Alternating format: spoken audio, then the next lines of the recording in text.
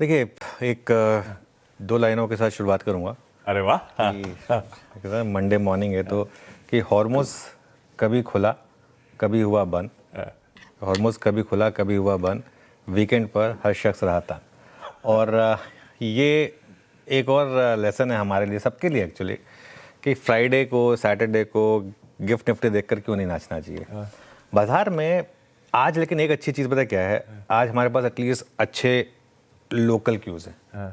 Global versus local की एक जो बैटल है, फ्राइडे शाम तक लग रहा था कि ग्लोबल क्यूज़ शानदार है, डोमेस्टिक क्यूज़ पता नहीं कैसे होंगे सैटरडे को। सिचुएशन उल्टी हो गई, मंडे मॉर्निंग को ग्लोबल खराब हो गए, लोकल अच्छे हो गए।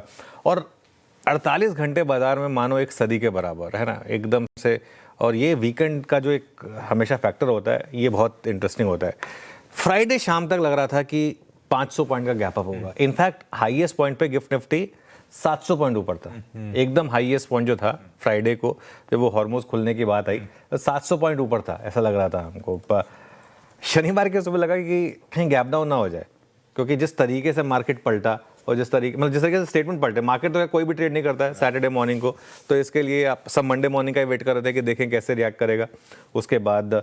और शनिवार शाम तक जब HDFC बैंक और ICICI बैंक के नंबर्स आ गए, तब एक सेंस बनी कि अब चलिए अब सब कुछ बराबर हो गया। एटलीस्ट अगर हमारा ग्लोबल क्यूज़ थोड़े ख़राब भी हैं तो लोकल क्यूज़ हमारे ठीक ठाक हैं, वो संभाल लेंगे हमको बेसिकली।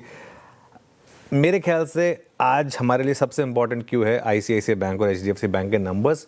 लेकिन नंबर्स को लेकर हमेशा एक इशू होता है कि मार्केट कैसे रिएक्ट करेगा, क्योंकि एक फाइनेंशियल इंजीनियरिंग का कॉन्सेप्ट होता है जिसको मार्केट बहुत इंपॉर्टेंस देता है, कि कहीं बहुत बैंकों में वो होता है एप्लीकेबल।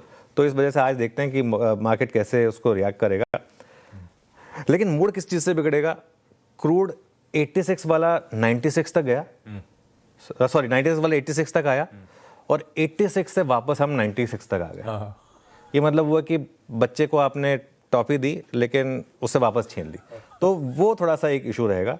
लेकिन एक चीज़ क्लियर है, हम एक अप ट्रेंड में, बाजार एक अप ट्रेंड में है, ट्रेंड आपके फेवर में, तो आपको उस ट्रेंड का फायदा मिलेगा। और आई थिंक एशियन मार्केट भी अगर आप देखें तो मोर और लेस सारी रिकवर हो गई है और सब ग्रीन में आ गई हैं। उस वजह से US फ्यूचर्स अभी भी रेड में है, लेकिन US फ्यूचर्स इसलिए भी रेड में हो सकते हैं क्योंकि US फ्यूचर्स में रैली बहुत बड़ी हो गई थी। मतलब फ्राइडे शाम को अगर आप देखें तो US में इतनी बड़ी रैली हो गई थी, एशियन मार्केट में वैसे ही वो रैली नहीं हुई थी। तो इस वजह से वो नेट अगर आप US के स्पॉट वर्सेस फ्यूचर्स करेंगे तो भी US में बड़ी रैली है। तो उस हिसाब से हमारे पास और एशिया के, इसलिए हम ग्रीन में मोर और लेस ये मान के चले आप बेसिकली।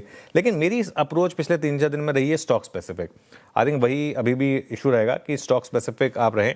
इंडेक्स पर हम दोनों तरफ की बड़ी trades I think play out कर चुके हैं। वो शॉर्ट ट्रेड भी प्ले आउट हुई थी ब्यूटीफुली, लॉन्ग ट्रेड भी प्ले आउट हुई थी ब्यूटीफुली। पिछले 2-3 दिनों से एक व्यू रहा है कि पार्शियल प्रॉफिट बुकिंग करें और बाकी लॉन्ग पोजीशंस को आप चाहें तो कैरी करें, और हमारा फोकस इंडिविजुअल स्टॉक्स पर रहा है।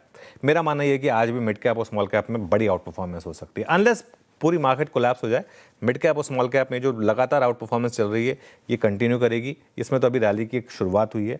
निफ्टी में 24,050 का एक ट्रेलिंग स्टॉप लॉस रहा है, उसको आज हम रिविजिट करेंगे फिर।